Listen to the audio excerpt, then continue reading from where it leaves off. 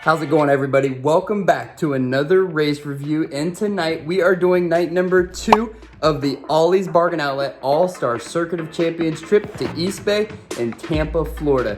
It's probably the most glorious time of the year, knowing we've got racing on a Monday night, but Mother Nature wasn't having it and rained on our parade once again. But have no fear, sprint cars are here and we're turning up on a Tuesday. Last week at Screven, we saw Donnie Schatz dominate on the first night, and on the second night, Aaron Reitzel flexed those muscles with Roth Motorsports. And then, against all odds, Toyota Racing Development introduced their new 410 Sprint Car Racing engine. I can't wait to see how this one goes, you guys, so let's hop right into the action, and we're doing night number 2 of the Ollie's Bargain Outlet All-Star Circuit of Champions trip to East Bay. Let's go!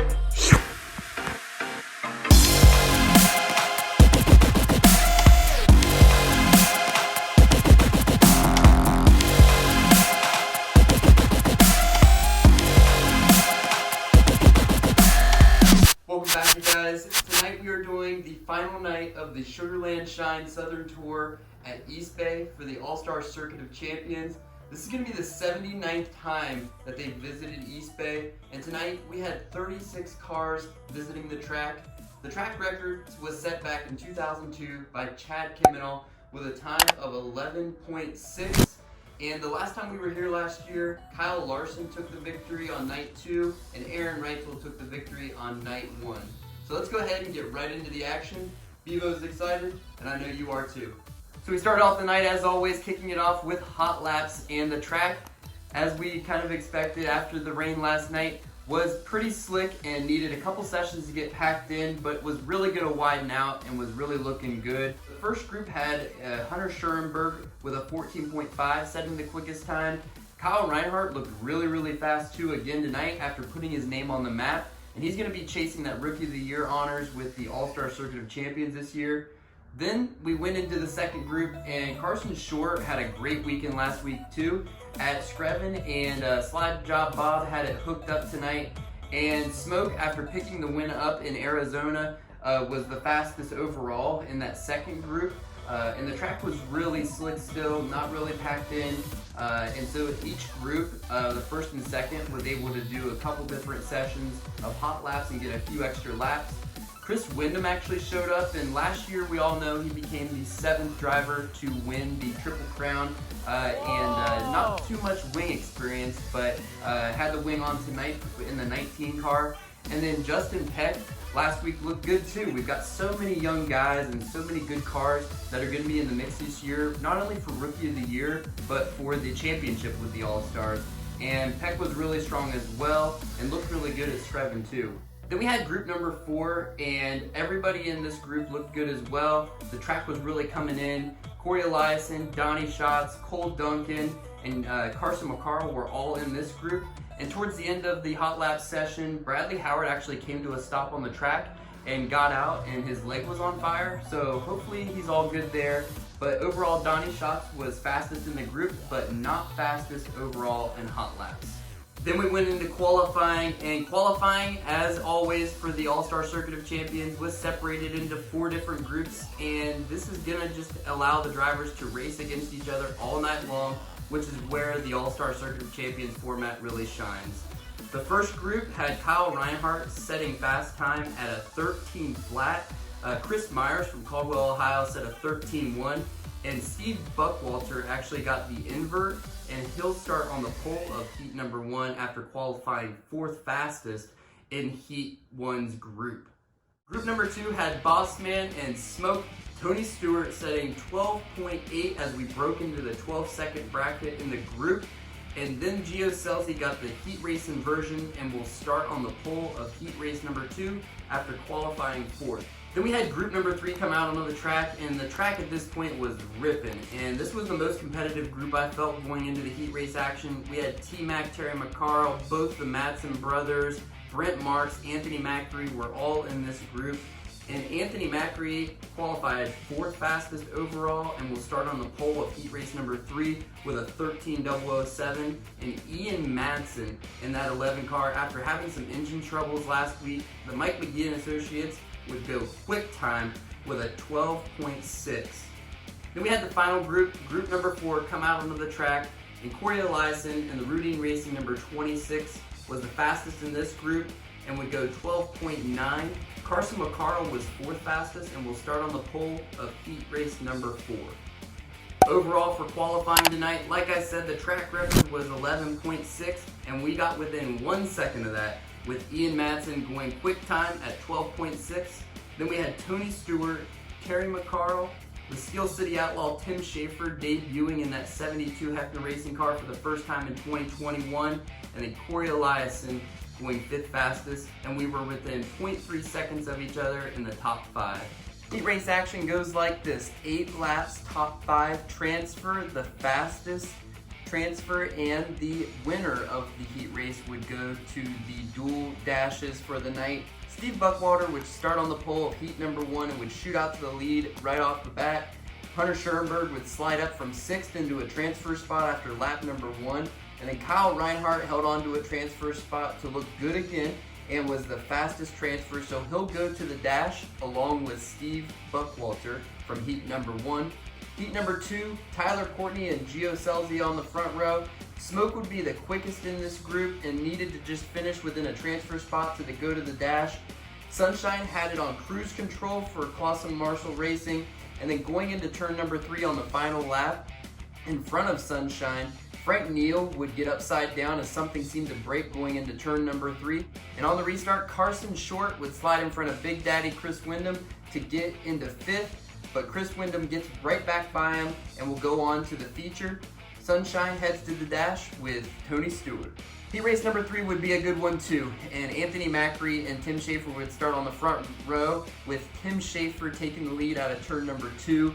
Going into turn number 3, Terry McCarl seems to break and shoot up the track, and the 3rd overall fastest qualifier would tag the end of the field and would try to battle back for a transfer spot into the feature. On the restart, with 2 down, Anthony Macri challenges Tim Schaefer for the lead, and T-Mac tries to charge back and can't get by Cale Conley to get into a transfer spot. Cale would end up 5th. Schaefer goes on to win heat number 3, and Ian Madsen is the fastest overall transfer as he went quick time, and he'll go to the dash. And then we had the final heat race number 4, with Carson McCarl and Jamie Myers starting on the front row. And Jamie would take the lead going into turn number 3, with Donnie Schatz charging through the field.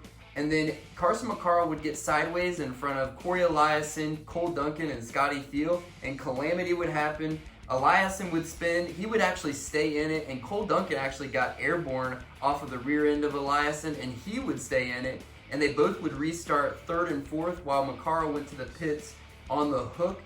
We would have a complete restart, and Donnie Schatz just takes off on the restart, and Eliason actually fins off for the final transfer spot to transfer into the dash, so he'll go to the dash with Donnie Schatz.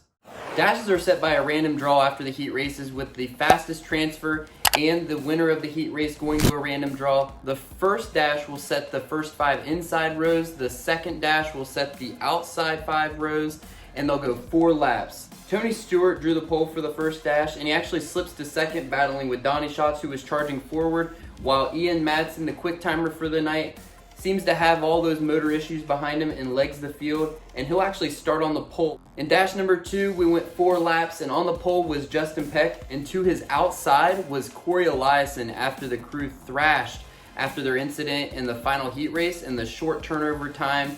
As quick as everything was going tonight, it's truly remarkable how fast they got the car turned around, as there seemed to be a lot of right rear damage after getting into McCarl. And right off the bat, Corey Eliason slides in front of Peck to the lead and would leg the field, while Tyler Courtney drew a 5 in the dash and would try to charge up to advance his position in tonight's feature, but he would actually finish 4th. So in dash number 1, they would finish Ian Madsen, Donnie Schatz, Tony Stewart, Steve Buckwalter, and Kyle Reinhardt, and those are the first 5 inside starters. And then the outside 5 starters would be Corey Eliason, Justin Peck, Anthony Macri, Tyler Courtney, and the Steel City Outlaw, Tim Schaefer. The B main would go by pretty quick, as this is the last chance to get into tonight's feature. It's 12 laps and the top 4 would transfer. And the 3rd fastest qualifier on the night, T-Mac, would actually start on the pole. He's one of the most winningest drivers, so if he can make it into the feature, it'll be cool at that track to see if he can charge through the field. Right off the bat, Terry McCarl takes out to the lead, and in 1 and 2, we battle 3 wide for the final transfer spot. Chris Myers eventually throws a slider on Carson Short for third, and then Carson actually is one of the first drivers to venture to the bottom and really make it look like it might be a sneaky fast place come feature time, as the bottom is starting to come in and the top is the place to be. Terry McCarl took the checker flag in the B main, Cale Conley finished second, Chris Myers finished third, and the fourth and final transfer into tonight's feature was Carson Short. Here's how they would line up for the A main tonight. We're gonna go 30 laps for the 79th time at East Bay with the Ollie's Bargain Outlet All-Star Circuit of Champions for $6,000. We've got Ian Madsen setting quick time, and he'll actually start on the pole tonight. And Corey Eliason, after some tough debacles, will start outside of the front row. Ian Madsen would actually slide back to second right at the start, and Corey Eliason would shoot out to the lead as we went side by side for fifth on back.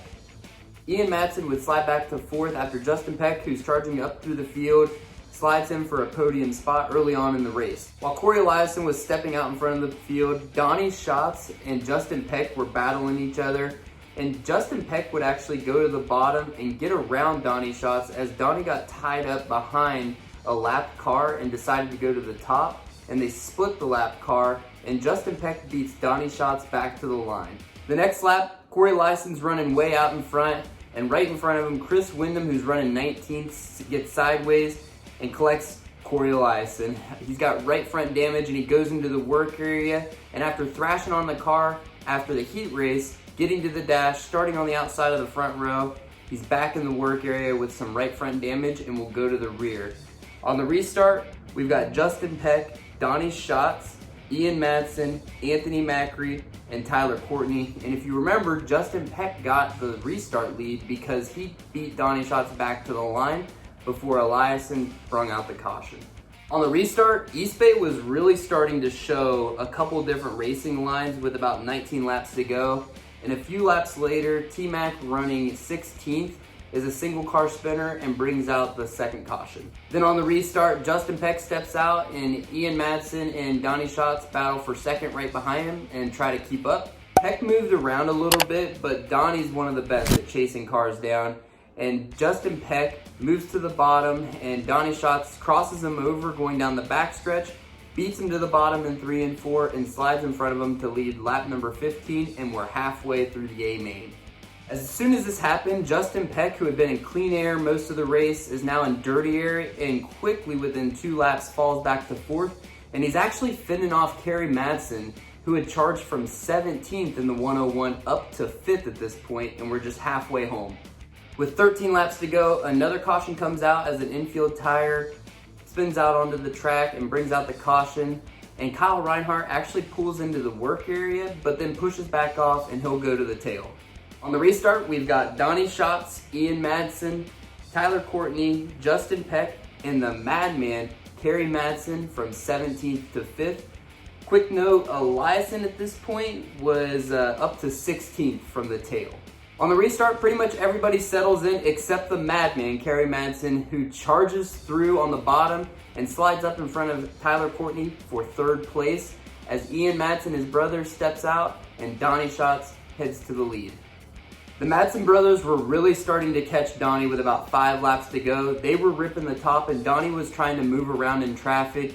Ian actually got within probably 3 or 4 car lengths of Donnie going down the backstretch at one point, but Donnie was just so good in traffic. And for the 2nd time in a week, Donnie Schatz, in his first trip back to East Bay since early on his career, I think he said something like 1993 or 94, picks up his 2nd win in a week. For the final round of the Sugar Land Shine Southern Tour with the Ollie's Bargain Outlet All-Star Circuit of Champions, Donnie Schatz gets the win.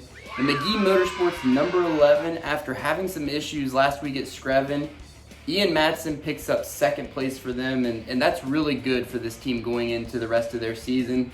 And then the madman, Kerry Madsen, in the new 101 ride after switching over from last year, gets the hard charger for the night as he traveled from 17th all the way up to 3rd to pick up a podium spot for the 101. That's it for the Ollie's Bargain Outlet All-Star Circuit of Champions until early of April, when they'll start off their points chase. All these races that we've had so far, they're money-paying events and they're sanctioned by the All-Stars, but they weren't points-paying events. I think a couple things to note is that Eliason definitely seems to be the favorite going into the rest of the season. They've been in this position so many times where maybe they have to battle adversity, and the All-Star Tours, it's not as hard as the Outlaws Tour, but the sprint car season is a long season, and when you're traveling up and down the road and that's your first time out on the road, I couldn't imagine how tough that would be for a team that is just getting started, like Tyler Courtney, who's going for Rookie of the Year this year, and many others that are young, very talented guys, but we'll definitely want to see how the rest of the year turns out when they start battling adversity. Consistency is always a big thing, whether you're on the Outlaws Tour or the All-Star Tour, and in terms of picking up a championship throughout the entire year. So I think that'll be huge, and there's been a lot of guys that have really shown their hand in these first couple of races. I think one to watch too is going to be Brent Marks. Right now that number 5 CJB Motorsports is a little off the pace being down in Florida, but I think when we get back up to Pennsylvania and they're on their front porch, they're definitely going to be one to contend for a lot of races. Let me know down below who you guys think is going to be a favorite for the championship this year with the Ollie's Bargain Outlet All-Star Circuit of Champions, and who might be a good pick for Rookie of the Year, as well as we've got a lot of good rookies in both the Outlaws and the All-Star Series this year. That's it for the first couple races of the season. Thank you guys so much for watching. It's been really fun so far, just being able to do a race review after every single race, and I really look forward to tracking the progress of every single driver throughout the 2021 season on both the All-Star and Outlaw Tour. I've also got a little bit of a surprise for you guys. This off season, I've purchased a few tickets to a lot of great races that I can't wait to see. And the first one on that list is Volusia. That's right, we're going to Volusia for the Dirt Car Nationals and the Outlaws opening weekend. I really can't wait to go to the venue. I've heard so many great things, and they always put on a good event, and there's always great races there to kick off the season. So what would you guys like to see? I'm planning on doing some chats like we've been doing, but would you like to see some video content? Would you like to see an interview with a driver? I want to be able to help you guys out as much as possible and keep you up to date with the World of Outlaws and the All-Stars, but let me know what you'd like to see so that we can all have a good time. Thank you all so much for watching. As always, make sure you like and share this video and subscribe to the channel so you don't miss a single bit of the action around the World of Outlaws and All-Star Series throughout 2021. I can't wait to see you at the next track, and have a wonderful day.